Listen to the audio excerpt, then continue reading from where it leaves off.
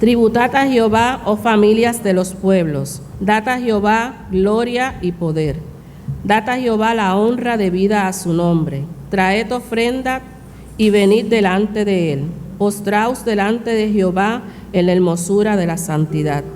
Temed en su presencia toda la tierra. El mundo será aún establecido para que no se conmueva. Alégrense en los cielos y gócese la tierra. Y digan en las naciones, Jehová reina. Bendito sea Jehová, Dios de Israel, de eternidad a eternidad. Y dijo todo el pueblo, amén, y alabó a Jehová.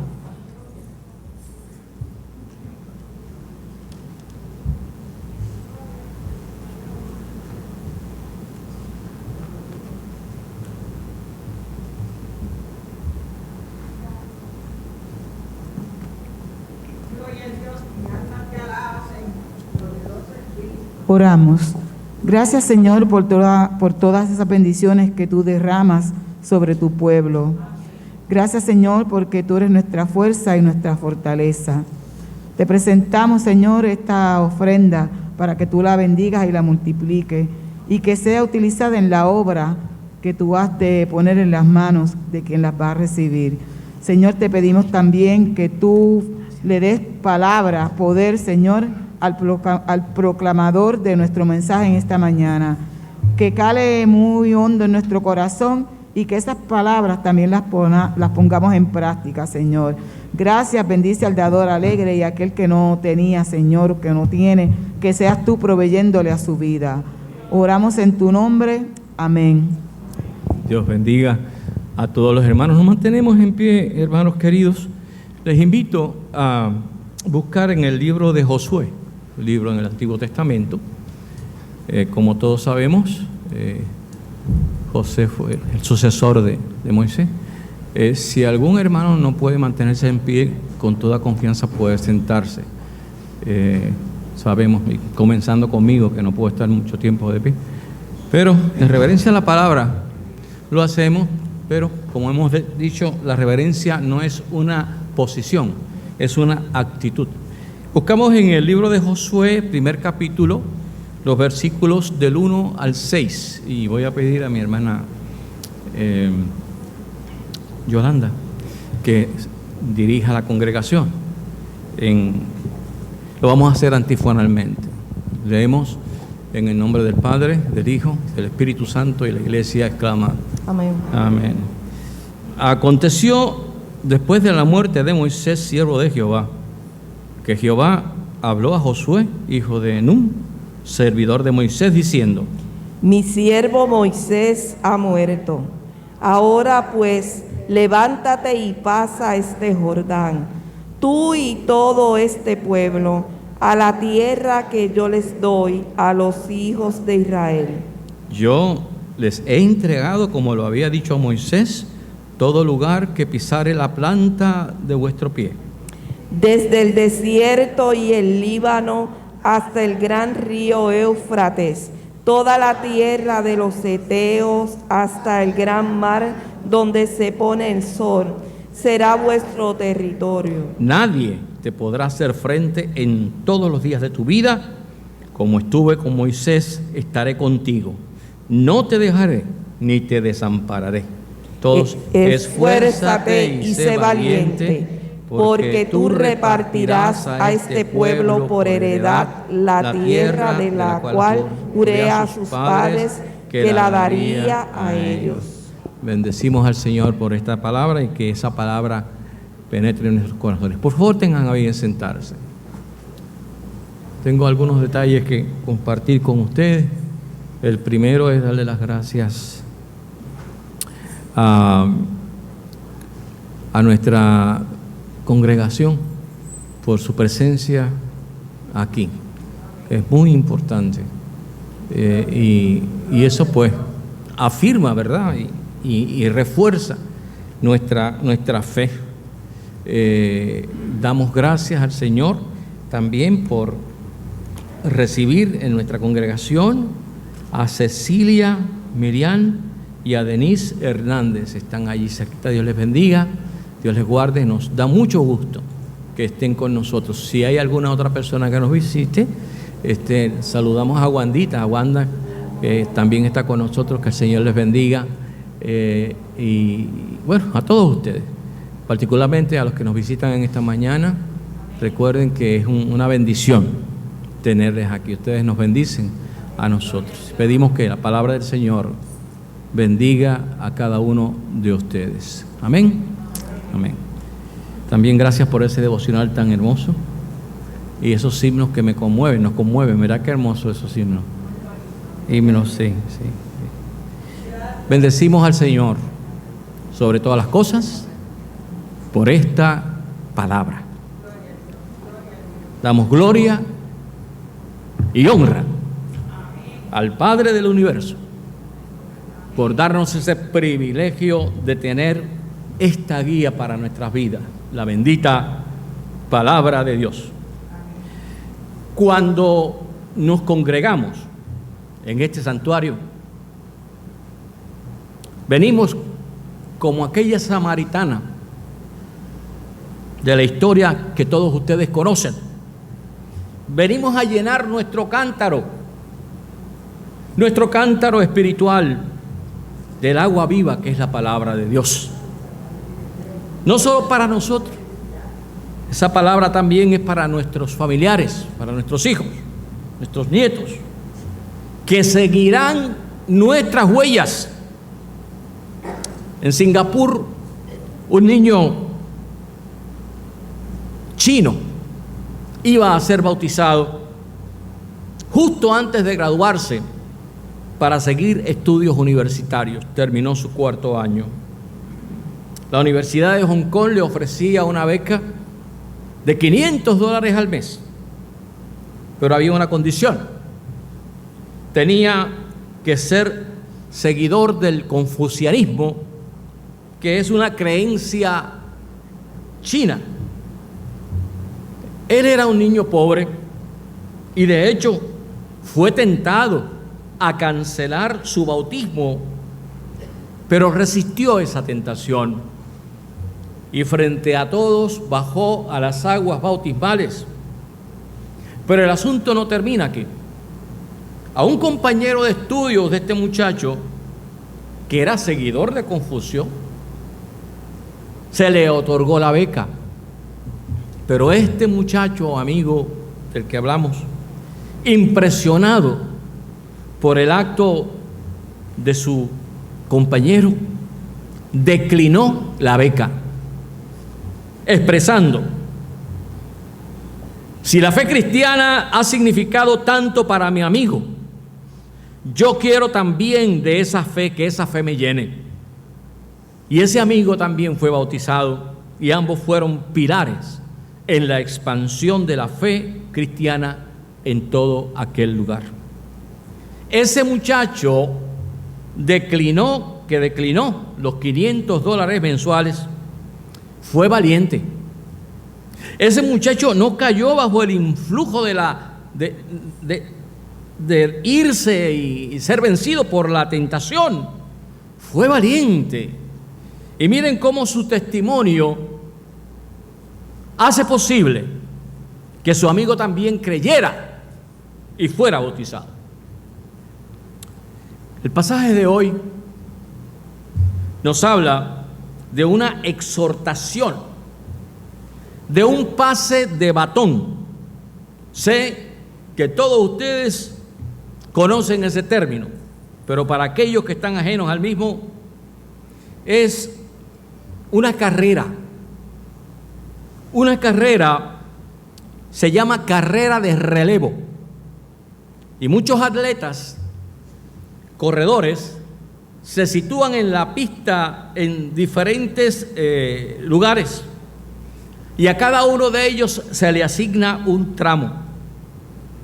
Los primeros en salir, o el primero en salir, mejor dicho, porque el primero en salir lleva en su mano izquierda un batón, más o menos algo así. Es un pedazo de madera, un poco más grande que este, que sostiene en sus manos y arranca. O sea, los primeros en salir tienen esto en su mano izquierda y dan la salida. Y esa juventud, ese ánimo, esa fuerza de ese muchacho que corre y suda, ese atleta que sale, compromete todo su cuerpo, todos los músculos, todas sus fuerzas para ser el primero en llegar no a la meta, sino a su compañero que le espera en el próximo tramo. Cuando ese atleta termina su tramo, en el mismo lugar hay otro corredor con nueva fuerza que recibe este batón y arranca a correr. Ese muchacho también lo da todo y cumple con el otro tramo, y así sucesivamente siguen corriendo. El triunfo de quien llegue primero no es producto de un solo atleta, sino de muchos que lo dieron todo por llegar a la meta. Y esta es una muy buena comparación de lo que es la iglesia, lo que es el triunfo de la fe y la justicia, que es producto de muchos. Esta iglesia no surgió espontáneamente. Hubo un misionero, el doctor Edgar L. Humphrey, que llegó de Caguas en 1903 y comenzó a predicar la palabra de Dios. Y han pasado ya muchos años. Pero esa carrera cristiana te incluye a ti, me incluyo a mí. Porque a todos nosotros se nos dice: esfuérzate y sé valiente. Y me llama la atención que esta palabra, más que ser una palabra de consuelo, es una exhortación a la responsabilidad, al trabajo, a construir, a trabajar con nuestras fuerzas, a ser valiente para todas las situaciones que nos presente la vida, pero sobre todo esforzarnos y ser valientes por mantener nuestra fe. Tú también tienes que correr tu tramo. En 2 de Timoteo, capítulo 4, versículo 7, dice Pablo: he peleado la buena batalla, he terminado la carrera, me he mantenido en la fe, o he guardado la fe, algunas versiones. Entonces, hermanos, la batalla, la carrera, que son las dos palabras, la buena batalla y la carrera, de la cual habla Pablo, no comienza con él. Es una carrera de relevo, no comienza con él.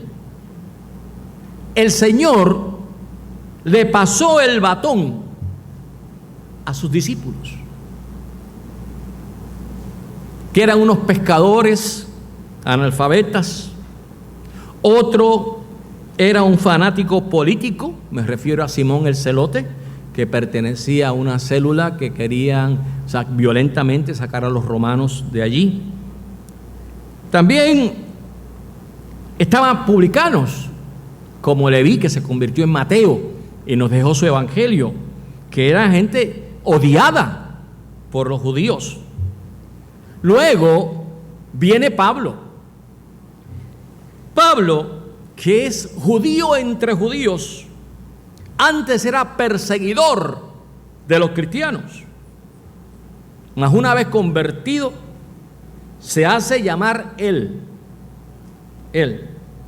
el último de los apóstoles. Por favor, tomen nota de esta expresión. Pablo se hace llamar el último de los apóstoles, para que también tomen nota los ridículos y flamantes, los engreídos, prepotentes pseudoapóstoles de esta época. Son ridículos. No se conforman con ser llamados siervos de Dios. Tienen que ser apóstoles y profetas. La palabra dice aquí que fue Pablo el último profeta. Mire, si usted cree en esa patraña, y no me estoy refiriendo a ustedes, me estoy refiriendo a aquellos que nos puedan en algún momento ver a través de la red. Si usted cree en esa patraña, usted no tiene discernimiento alguno. Y mi consejo es que salga lo antes posible de ese lugar y busque una iglesia de sana doctrina donde haya siervos y pastores que rindan la gloria a Dios y no hayan esos autonominados apóstoles de hojalata que no son nada. Ahora, volviendo a la carrera espiritual, Pablo le pasa el batón a un médico, a Lucas, conocido en las prisiones, se convierte y recibimos de Lucas ese glorioso evangelio.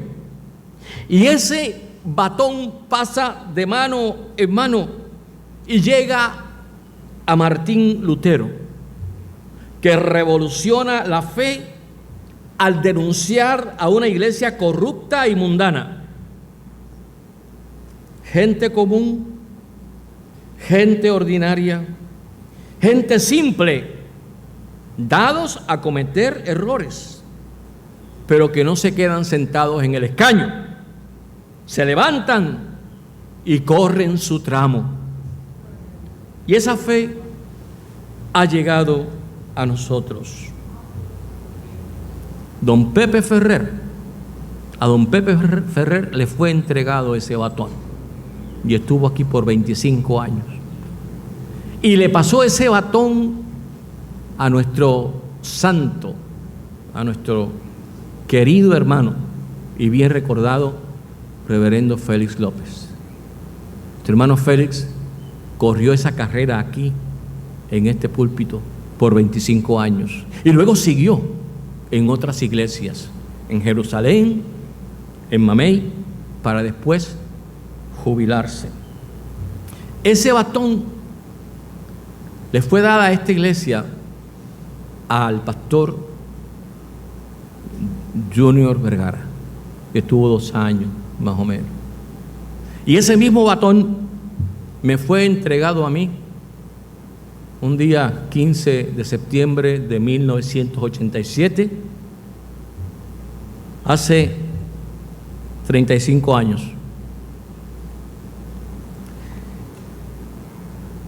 De manera que cada cual se levanta y corre su tramo, y esa fe llega a nosotros, y ese batón tiene que seguir la ruta por Dios trazada. No es una sola persona, son muchos corredores, y no son los pastores o las pastoras solamente, es cada miembro de la iglesia. Y esa fe, mis hermanos, esa fe exige una responsabilidad. Esa fe exige correr nuestro tramo y pasar ese batón a sus hijos, a sus vecinos, a sus compañeros de trabajo. Esta iglesia, dentro de sus fuerzas, ha corrido y sigue corriendo esa carrera. Gracias al Padre por esta congregación de adultos responsables, de creyentes serios y observantes de la palabra. Tenemos una niñez bien cuidada y formándose. Los hemos visto aquí. Y cuando tengan tiempo, bajen y vean cómo son tratados y formados nuestros niños. No obstante, nosotros necesitamos trabajar con nuestra juventud, pero pronto vendrán nuevas fuerzas para ello. Pasaremos el batón. Vamos al pasaje. Los días de Moisés han terminado. Su vida transcurre desde el año 1391 a.C. hasta el año 1271 antes de Cristo. 120 años. Dividido en 3 partes. 40 años en el palacio de Ramsés en Egipto. 40 años en el desierto, pastoreando las ovejas de Jetro, su suegro. Y 40 años en aquel peregrinaje por el desierto, guiando al pueblo hebreo a su libertad, que comenzó esa libertad en el día y hora que salieron de Egipto. El término hebreo significa hacedores de ladrillos, porque eso era lo que hacían los judíos en Egipto. Y llegan a un monte llamado el Monte Nebo. Desde ese monte, desde la altura, Moisés ve de lejos la hermosa tierra prometida, verde, con frutos y ríos caudalosos. Ese monte Nebo está en Jordania. Jordania es un país que hace frontera con el moderno Israel. Ojo a esta pregunta, hermanos. ¿Por qué no se le permitió a Moisés llegar a la tierra prometida? Después de estar ahí con ese pueblo que no era cáscara de coco, era un pueblo que... Por eso tuvieron que peregrinar 40 años. ¿Y saben por qué tienen que peregrinar 40 años? Porque en aquel tiempo eso era la duración de una generación. Y como esa generación que comenzó ese camino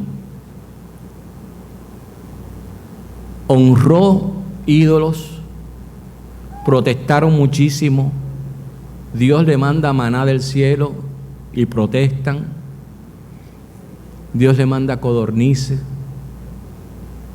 el agua nunca escasea, y aún así protestaron.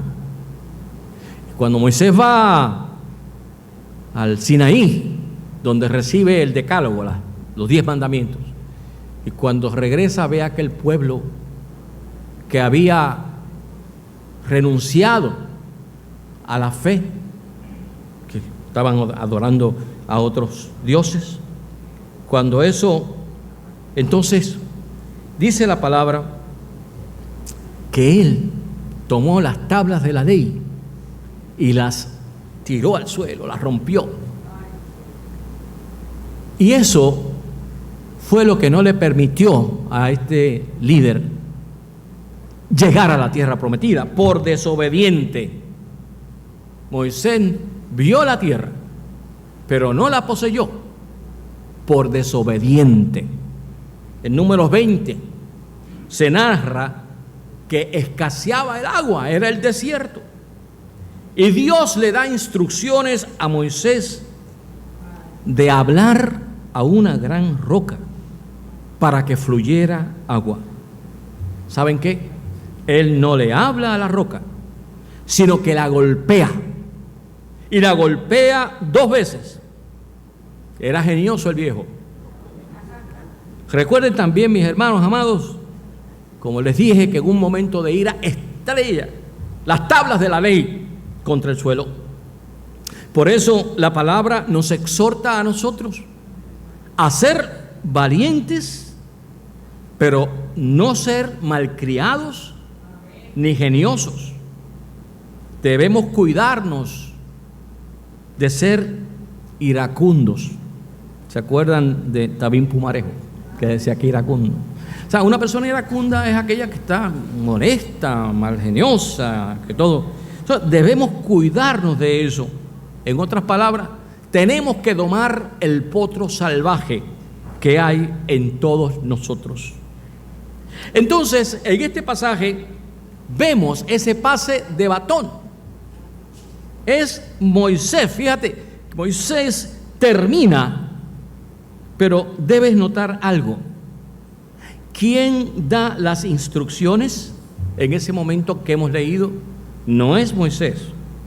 Dios mismo se encarga, como hemos leído en el versículo 2, dice, mi siervo Moisés ha muerto. Ahora pues, levántate, le dice a Josué, levántate y pasa este Jordán, tú y todo este pueblo, a la tierra que yo les doy a los hijos de Israel. Quiero explicar entonces que ese tramo entre Egipto e Israel se podía hacer en menos, a lo sumo, menos de un mes. Pero ¿por qué se tardaron 40? Porque 40 años dura una generación. Y aquella generación que traicionó a Jehová, aquella generación que adoró un becerro, muere. Y son sus hijos los que heredan la tierra prometida. Ahora hay una nota que considero maravillosa, y es esta. Dice la palabra, mi siervo Moisés. Eso es lo que dice la palabra. Moisés sufre las consecuencias de su mal genio. No hereda, o sea, no pisa la tierra prometida, pero sigue siendo un siervo amado de Dios. Por eso Jehová dice, mi siervo Moisés. Pero aquí no termina la historia, porque surge otro gran siervo, Josué, cuyo nombre es un derivado de Jesús, que significa Salvador. Joshua, Josué, Yeshua, Jesús. Entonces, podemos decir que este varón de Dios es prefigura de Cristo, y Josué es quien guía al pueblo de Dios hacia la tierra prometida. El Señor nos dice en su palabra, el Señor Jesús nos dice que Él es el camino, la verdad y la vida. Y es precisamente a través de Él que heredamos, escuche bien, que heredamos la vida eterna. Gloria sea a su nombre. Pero esa tierra prometida de la cual habla Dios, históricamente hablando, no estaba vacía. No era como una casa que le van a regalar a usted y nadie la ha vivido, tiene muebles. No. Esa tierra estaba llena de gente, de personas, gente mala. ¿Por qué decimos que era gente mala? Bueno, primero, paganos, idólatras de imágenes infernales y perversas. Y saben ustedes una de las prácticas cananeas, que era una de las etnias que estaba en ese lugar. Sus primogénitos quiere decir el primero en nacer. Sus primogénitos. Jesús fue el primogénito hijo de María, o sea, fue el primer hijo de María. Cuando hablamos del primero implica que hubo otros, pero también dice la palabra que Jesús fue el unigénito hijo de Dios, es decir, el único hijo de Dios. Bueno, esta gente malvada, cananeos, los heteos, los qué sé yo qué, esa gente tomaban a sus primogénitos, el primero en nacer, y eran quemados vivos en el vientre de una estatua de un dios llamado Moloc. Por eso, el mandato de Dios es sacar a esa gente mala de ese lugar a como diera lugar, para no contaminar a su pueblo con esas costumbres. Ahora, por favor, vamos a volver a esta época. ¿Sabes tú que todavía existen los cananeos modernos? Son todos aquellos que aprueban y defienden el asesinato de seres inocentes mediante el aborto, que es una industria de miles de millones de dólares. Nosotros respaldamos y apoyamos el derecho que tiene cada mujer sobre su cuerpo, incuestionable. La mujer tiene derecho sobre su cuerpo. Cualquier mujer se puede cortar un dedo si quiere. Cualquier mujer puede recortarse como le venga en gana. Y quiere cortarse una pierna, se la puede cortar. ¿Por qué? Porque es su cuerpo. Pero hay un detalle. Cuando una mujer concibe en su vientre, el producto de esa unión entre hombre y mujer es otro cuerpecito. No es el cuerpo de la mujer, es un nuevo cuerpo. Y ese niño, por nacer, hay que defenderlo. Entonces está la postura diabólica de decir que como la mujer es dueña de su cuerpo, puede abortar cuando le dé la gana. Y eso es asesinato. Un vil asesinato. No podemos defender esa postura. Y me parece a mí,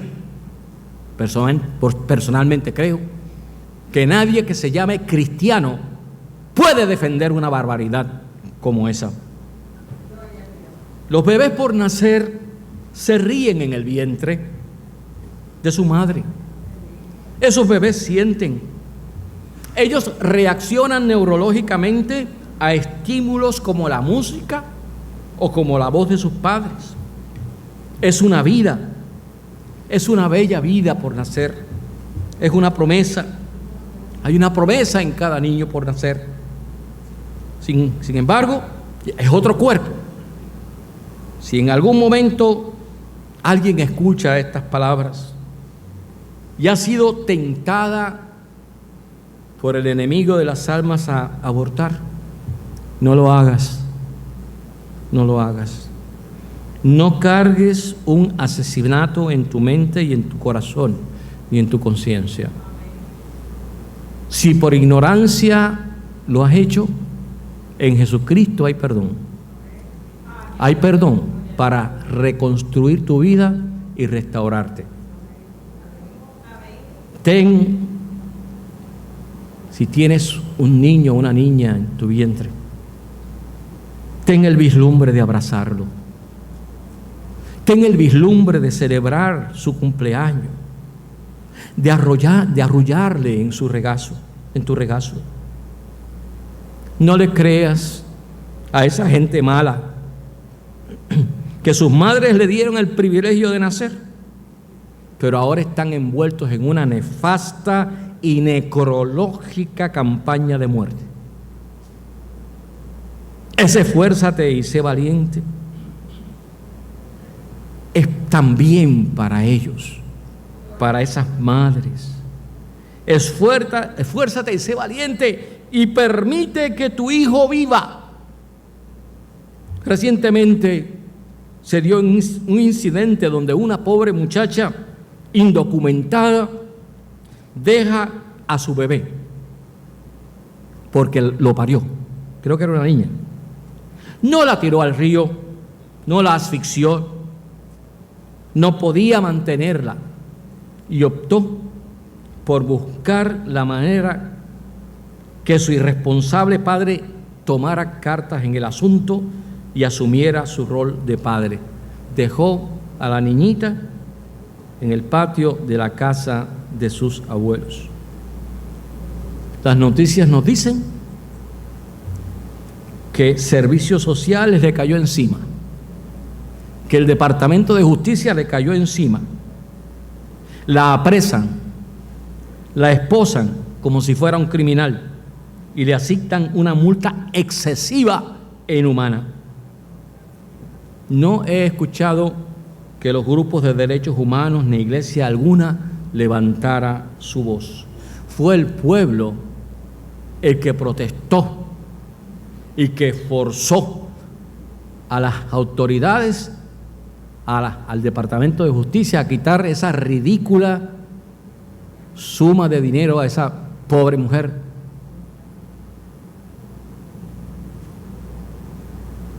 Convirtieron a esa mujer en una criminal. Y dicen los vecinos que esa mujer no se fue de allí hasta que alguien viera a la niña. Un gran hombre de nuestro país dijo en una ocasión Y grábense esto en sus mentes. La justicia en Puerto Rico es una perra flaca que muerde solo el talón de los pobres. He dicho muchos años atrás. Gracias a Dios que esta historia tuvo un final feliz, porque hubo empatía, hubo ayuda, y esa noble muchachita, posiblemente abusada en su niñez y en juventud, rechazada por quien la preñó, preservó la vida de su criatura y se quedó allí, como dije, hasta asegurarse que alguien encontrara a su criatura. Esa muchacha se esforzó y fue valiente al tener a su pequeña y no abortarla. Intentó, buscó una alternativa. Hermanos, hay cristianos que me recuerdan mi niñez. Yo viví siempre en el pueblo. Brillaba zapatos, buscaba comida para cerdos, vendía botellas vacías para que a los pobres se les diera una medicina verde para el dolor de estómago, porque el corcho lo facilitaba el hospital, pero no las botellas. Y allí estaba yo frente al hospital con una caja vendiendo botellas, 3 chavos. Y todo eso era para ir al cine, porque me encantaba el cine. Y veía películas de vaqueros. ¿Se acuerdan las películas de vaqueros? Esas películas pintaban a los naturales, a los navajos, a los cherokee, a las demás tribus, como brutos, como salvajes, como malos. Y aquellas inmensas y verdes praderas, aquellos caudalosos ríos que contenían oro que el hombre blanco quería. Y veía yo a un John Wayne de 6 pies alto y fornido, con aquel pistolón que resistía hasta la que siempre llegaba la gloriosa caballería a todo galope, con su trompeta al frente, y acababa a tiro limpio con todos aquellos ignorantes, brutos y violentos, le decían indios. Y la gente gritaba y saltaba de emoción cuando llegaba la caballería y aplaudía. Pero yo crecí,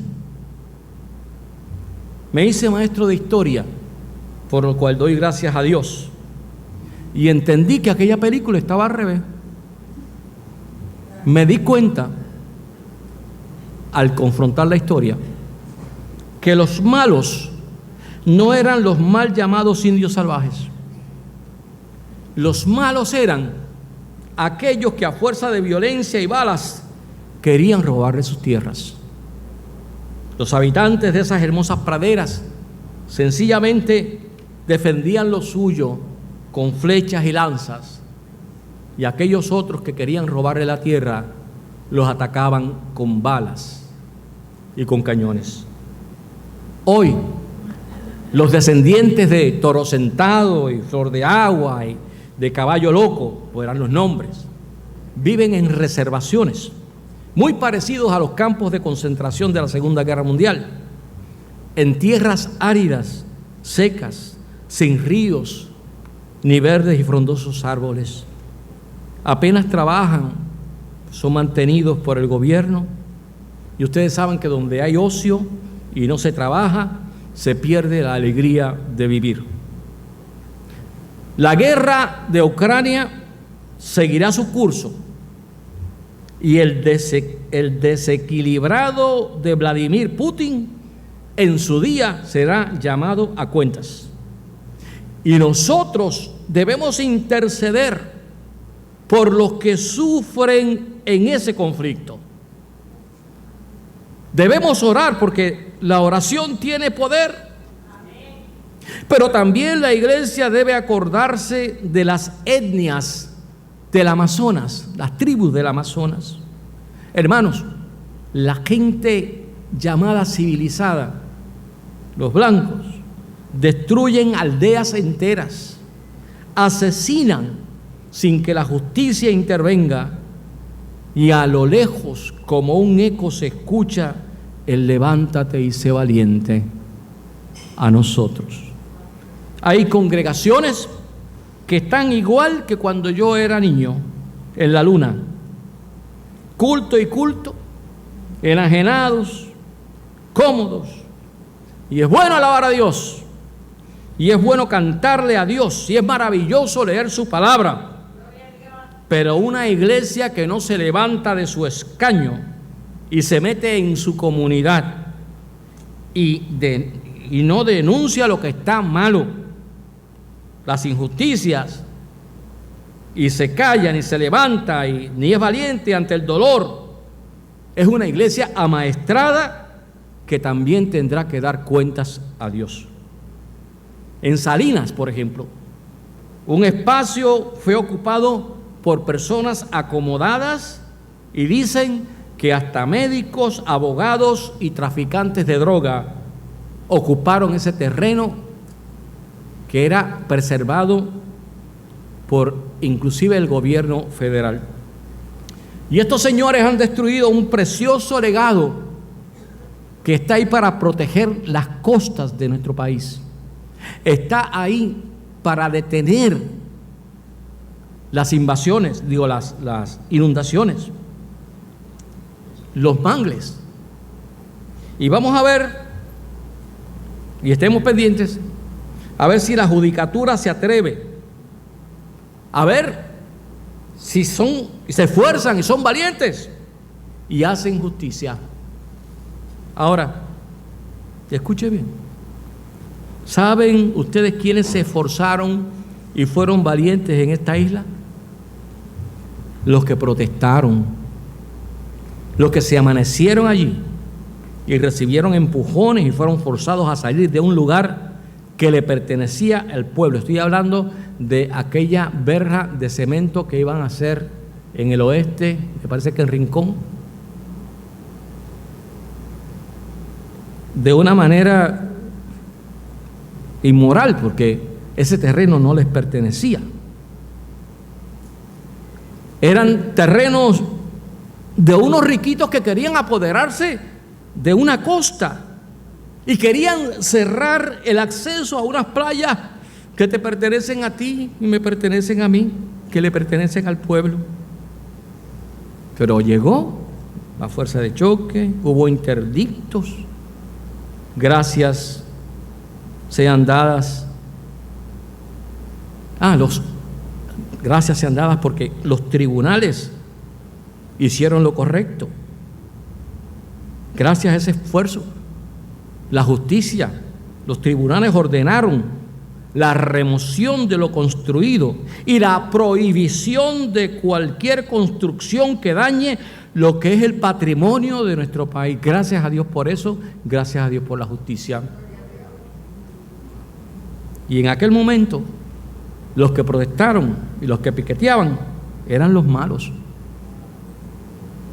Ay, hermano pastor, yo me voy de aquí porque usted está hablando de política en la iglesia.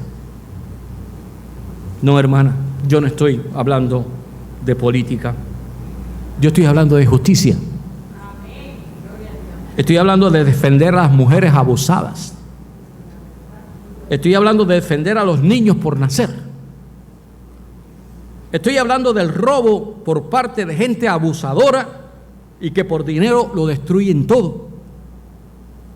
Estoy hablando de vidas, estoy hablando de salud, de lo que es una naturaleza que nos pertenece a todos.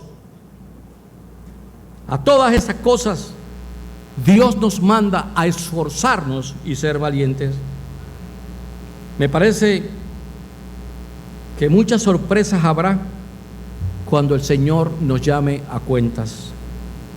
Así que, por favor, dejemos de ver tanto hexatlón y tantas novelas turcas y dediquemos más tiempo a la oración, de la manera que Dios nos dice, que nos levantemos de la inacción y seamos valientes para que la justicia brille en el nombre de Jesús. Dios les bendiga. Oramos al Señor. En esta mañana hemos sido exhortados a ser valientes y a esforzarnos. Pero también recibimos de Dios en esta mañana su palabra que nos edifica. Gracias, Señor. Sabemos que en medio nuestro hay vidas con dolor, con soledad. Por eso al principio nuestra hermana Naida oró e intercedió por todos ustedes. Salga de aquí con esperanza. Amén. Salga de aquí edificado por esta palabra bendita. Y oramos. Padre, despide a tu pueblo en paz, porque hemos escuchado tu palabra, esa palabra que penetra nuestro corazón, a los huesos, esa palabra que nos ayuda a discernir, esa palabra que nos da fuerzas para interceder por otros, para orar por nuestros amigos y por nuestros enemigos. Esa palabra poderosa que cuando oramos, ese poder transforma los corazones y permite que se haga justicia. Amén.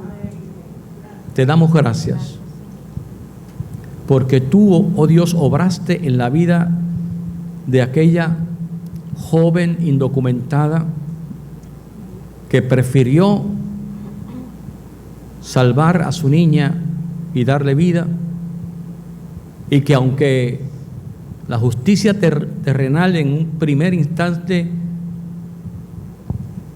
la apresó, luego brilló tu justicia. Y yo sé que en medio de eso, las oraciones de todos aquellos que contemplaron esa noticia fue para que se hiciera justicia y se hizo justicia. De igual manera, oh Señor, cuida y protege la naturaleza nuestra y ayúdanos a conservarla. Pero bendice el corazón de cada hermano que está aquí, cada hermana. Que tu Santo Espíritu les consuele y enjugue sus lágrimas. Que salgan de aquí con un vislumbre de tu gloria, sabiendo que si tú estás con nosotros, ¿quién contra nosotros? Amén, mi Dios. Gracias. Él te guardará, Él levantará tu rostro y te dará la victoria conforme a su perfecta voluntad. Amén. Y ahora que el amor de Dios Padre, la gracia de su Hijo Jesucristo y la presencia consoladora del Espíritu Santo sean con todos ustedes y les bendiga, ahora y siempre. Amén. Amén. Amén. Vayan en paz, hermanos.